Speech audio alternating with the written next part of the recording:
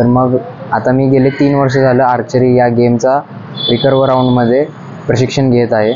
तर मग आता माझे कोच जे दीपक चिकणे सर आहेत, त्यांनी मला जे 3 वर्ष जे काही संपूर्णपणे जे आर्चरीचं ज्ञान आहे, जे त्याच्या बाबतीचं जे डेडिकेशन देऊन माझ्या बाबतीत त्यांनी जे काही मला नॉलेज दिली, जे काही माझ्यावरती मेहनत घेतली आणि जे काही माझ्यात नॅचरल टॅलेंट आहे त्याच्यात त्यांनी ते पाहून माझ्यावर अजून जरा ग्रोथ केली माझ्यामध्ये. तर त्याच्याविषयी मी त्यांचं धन्यवाद आहे. आणि मी महाराष्ट्रासाठी मी आता येथे सोनीपत येथे जे काही यूथ एशियन गेम्स चॅम्पियनशिपचे जे काही ट्रायल होते तर मग मी तिथे परफॉर्म केलं.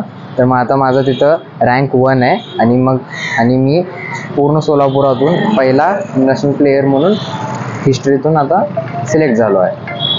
कुठे जाणार आहे? चायनाला जाणार आहे, चायनीज तायपे येथे 27 सप्टेंबरला.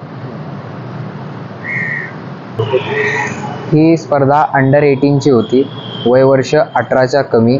आणि ही जी स्पर्धा होती ती 60 मीटर्सच्या रेंजमध्ये होती. म्हणजे कशा पद्धतीने मेहनत घेतली?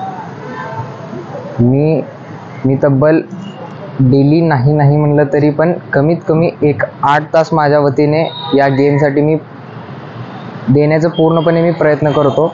आणि मी गेले 3 वर्ष झाले नॉन स्टॉप, गेले 3 वर्ष न ऊन न पाऊस न वारा न वादळ न पाहताही प्रॅक्टिस करत आहे. तर मग मला हे काही जे काही छोटंसं जे काही यश मिळालं आहे त्याचं मी आभारी आहे. आणि मी महाराष्ट्रासाठी किंवा भारतासाठी अजूनही इंटरनॅशनल लेवल्सवर सुवर्णपदक प्राप्त करू नये. एबीपी माझा, उघडा डोळे बघा नीट.